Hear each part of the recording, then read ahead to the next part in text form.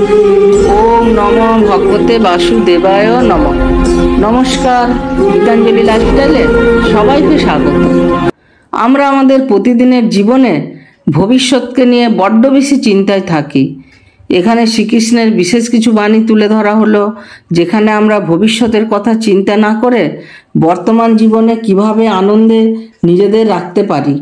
শ্রীকৃষ্ণের বাণী জীবনের গভীরতর দিকগুলোকে প্রকাশ করে, যেখানে তিনি আমাদের ভবিষ্যৎ নিয়ে চিন্তা না করে বর্তমানের আনন্দ এবং শান্তির দিকে মনোনিবেশ করতে উৎসাহিত করেছেন, যেগুলি আমাদের আনন্দের দিকে চলতে সাহায্য করবে। ভবিষ্যতের চিন্তা না করা। শ্রীকৃষ্ণ বললেন, তুমি যা কিছু করো তা করবে, তবে তা ফলাফলের জন্য চিন্তা করতে হবে না। তোমার কর্তব্য করার পর ফলাফল বিষয়ে চিন্তা না করে তুমি শান্তিতে থাকো। এই বাণী আমাদের শেখায় প্রতিটি কাজ আমাদের কর্তব্য, ফলাফল আমাদের হাতে নেই। তাই ভবিষ্যৎ নিয়ে চিন্তা না করে বর্তমানে মনোনিবেশ করতে হবে। অতীত ভুলে যাওয়া। তুমি অতীতের জন্য কষ্ট করতে পারো না, কারণ যে সময় চলে গেছে। শ্রীকৃষ্ণের এই বাণী আমাদের শেখায় যে অতীতের দুঃখ এবং পাপের জন্য নিজেকে শাস্তি না দিয়ে বর্তমানকে উপভোগ করতে হবে। ধ্যান এবং মেডিটেশন। তোমার মন যখন অশান্তি অনুভব করে তখন তোমার শ্বাস এবং দেহের প্রতি মনোযোগ দাও। শ্রীকৃষ্ণের এই কথা আমাদের ধ্যানের মাধ্যমে মন শান্ত রাখতে সহায়ক হয়, যার ফলে আমরা ভবিষ্যৎ নিয়ে চিন্তা করার বদলে বর্তমানে মনোযোগী হতে পারি। কর্মের প্রতি নিষ্ঠা। তুমি শুধু কাজ করো, ফলাফল নিয়ে চিন্তা করো না। শ্রীকৃষ্ণ আমাদের শেখান যে কর্মে নিষ্ঠা থাকলে আত্মবিশ্বাস এবং শান্তি লাভ করা সম্ভব হয়। বিশ্বাস এবং আত্মবিশ্বাস। ভগবান সবার সাথেই আছেন। তুমি যদি তার প্রতি বিশ্বাস রাখো তবে তোমার পথ সোজা হয়ে যাবে।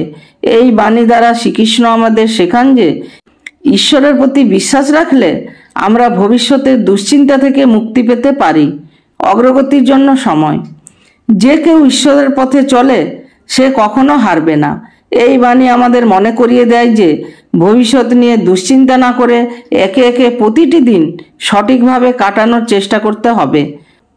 স্বাভাবিকতা। সাধারণ জীবনযাপনই সবচেয়ে ভালো। শ্রীকৃষ্ণের এই বাণী মনে করিয়ে দেয় যে যে মানুষ সাদামাটা জীবনযাপন করে তার মন সহজ ও আনন্দময় থাকে। ভবিষ্যৎ নিয়ে কোনো অপ্রয়োজনীয় চিন্তা তাকে কখনো কষ্ট দিতে পারে না। নিরন্তর চেষ্টা। তুমি যতটুকু চেষ্টা করবে ততটুকুই তোমার সফলতা পাবে। শ্রীকৃষ্ণ বলেন, নিজেদের কাজের প্রতি বিশ্বাস রাখতে হবে এবং চেষ্টা চালিয়ে যেতে হবে। ফলাফল নিয়ে চিন্তা না করাই ভালো। ধর্ম এবং কর্ম। ধর্মের পথে চলা আমাদের সঠিক কাজ করার দিকে নির্দেশনা দেয়।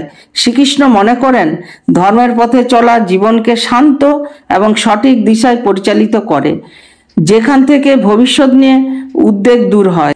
আত্মসমর্পণ। ভগবানকে একান্তভাবে বিশ্বাস করে তার কাছে আমরা যখন আত্মসমর্পণ করি, যখন আমরা সমস্ত চিন্তা এবং উদ্বেগ ভগবানের হাতে সমর্পণ করি, তখন আমাদের অন্তরে শান্তি আসে এবং ভবিষ্যৎ নিয়ে কোনো দুশ্চিন্তাও থাকে না। শ্রদ্ধা ও ভক্তি। ভগবানের প্রতি ভক্তি এবং শ্রদ্ধা রাখলে জীবনে অশান্তি দূর হয় এবং সুখ আসে। শ্রীকৃষ্ণ জানান আমাদের জীবনে আধ্যাত্মিক ভক্তির প্রতি শ্রদ্ধা রাখা আনন্দের উৎস হতে পারে। জীবনকে উপভোগ করা। জীবন একটা অমূল্য উপহার, একে সঠিকভাবে ব্যবহার করো।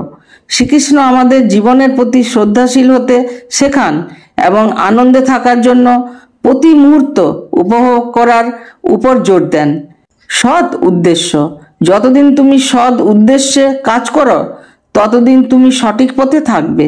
শ্রীকৃষ্ণের মতে সৎ উদ্দেশ্য নিয়ে কাজ করলে মন শান্ত থাকে এবং ভবিষ্যৎ নিয়ে উদ্বেগ কমে যায়। শান্তি ও আনন্দ। শান্তি ও আনন্দ কখনো বাহ্যিক বস্তু থেকে আসে না, তা আসে তোমার অন্তরের মধ্যে থেকে। শ্রীকৃষ্ণ এভাবে আমাদের বোঝান যে শান্তি এবং আনন্দের সন্ধান বাহ্যিক দিক থেকে নয়, অন্তর থেকেই আসতে হয়। ভগবানের দান। ভগবান নিজেই আমাদের জীবনের সর্বোত্তম সাহায্যকারী। যখন আমরা বিশ্বাস করি যে ভগবান আমাদের জীবনে সবকিছু দেওয়ার জন্য প্রস্তুত, তখন আমাদের ভবিষ্যৎ নিয়ে উদ্বেগ চলে যায়। দুঃখ আসবে, তবে সেটা সাময়িক। শ্রীকৃষ্ণ জানিয়ে দেন যে জীবনে দুঃখ আসবেই, কিন্তু তা অস্থায়ী এবং তাকে গ্রহণ করে শান্ত থাকতে হবে। সব কিছুর উপর ঈশ্বরের দৃষ্টি, বিশ্বের সমস্ত কিছু ঈশ্বরের অধীনে। শ্রীকৃষ্ণ মনে করেন, যখন আমরা বুঝতে পারি যে আমাদের জীবনে সব কিছুই ঈশ্বরের দানে নির্ভরশীল, তখন চিন্তা কমে যায় এবং শান্তি বাড়ে। একাগ্র চিত্ত, তোমার মন এক মনে একদিকে স্থির রাখো। শ্রীকৃষ্ণ আমাদের উপদেশ দেন, একাগ্র চিত্তে কাজ করলে মন শান্ত থাকবে এবং উদ্বেগ কমে যাবে। সংযম, সংযম এবং আত্মনিয়ন্ত্রণ জীবনে শান্তি নিয়ে আসে। শ্রীকৃষ্ণ বলেন, যখন আমাদের মনে ও দেহে সংযম থাকে, তখন আমাদের জীবনে শান্তি আসে এবং ভবিষ্যৎ নিয়ে চিন্তা কমে যায়। সুখ ও দুঃখের ভারসাম্য, সুখ ও দুঃখ দুটোই জীবনের অংশ, তাদের মধ্যে ভারসাম্য বজায় রাখো। শ্রীকৃষ্ণ আমাদের শেখান যে জীবনের উত্থান পতন একটি প্রাকৃতিক নিয়ম এবং তা গ্রহণ করে শান্তিতে থাকা উচিত। স্বধর্মের নিষ্ঠা, নিজের ধর্মের প্রতি নিষ্ঠা রেখে জীবন কাটাও। শ্রীকৃষ্ণ বলেন, যখন আমরা আমাদের জীবনের কর্তব্য পালন করি, তখন শান্তি ও সুখ আসে, ভবিষ্যৎ নিয়ে উদ্বেগ কমে যায়। অভ্যন্তরীণ শক্তি, তোমার অভ্যন্তরীণ শক্তি তোমার দিশা প্রদর্শক।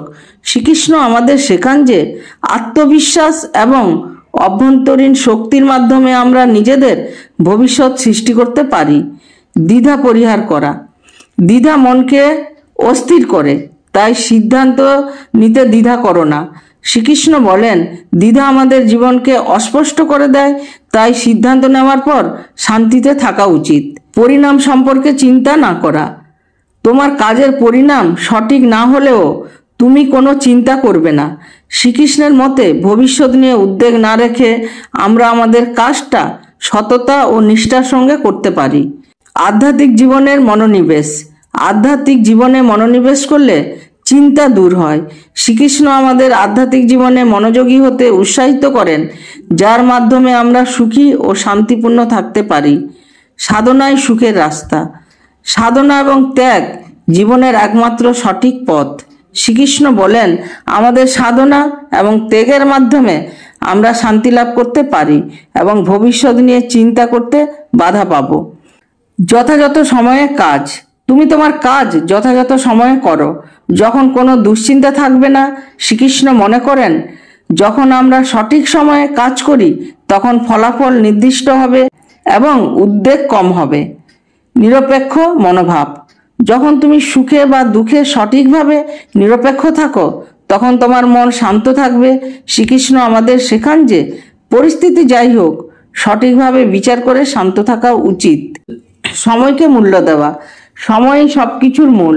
শ্রীকৃষ্ণ বলেন, যদি আমরা প্রতিটি মুহূর্তকে সঠিকভাবে ব্যবহার করি, তাহলে ভবিষ্যৎ নিয়ে চিন্তা কম হবে এবং জীবনে শান্তি থাকবে।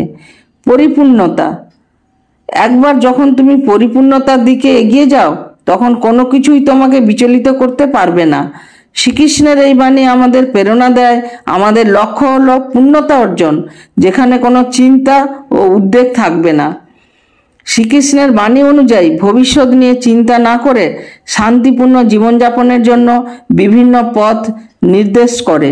এই ভিডিওটা যদি ভালো লেগে থাকে, তাহলে একটা লাইক, কমেন্ট ও শেয়ার দিয়ে আমাকে উৎসাহ দেবেন। আমার চ্যানেলটাকে সাবস্ক্রাইব করুন আর আমার বেল আইকন টিপুন, যাতে পরবর্তী ভিডিও অতি সহজে আপনাদের কাছে চলে যায়। আর আমি ঈশ্বরের কাছে প্রার্থনা করি আপনারা সবাই সুস্থ থাকবেন ও ভালো থাকবেন। ধন্যবাদ। হরে কৃষ্ণ।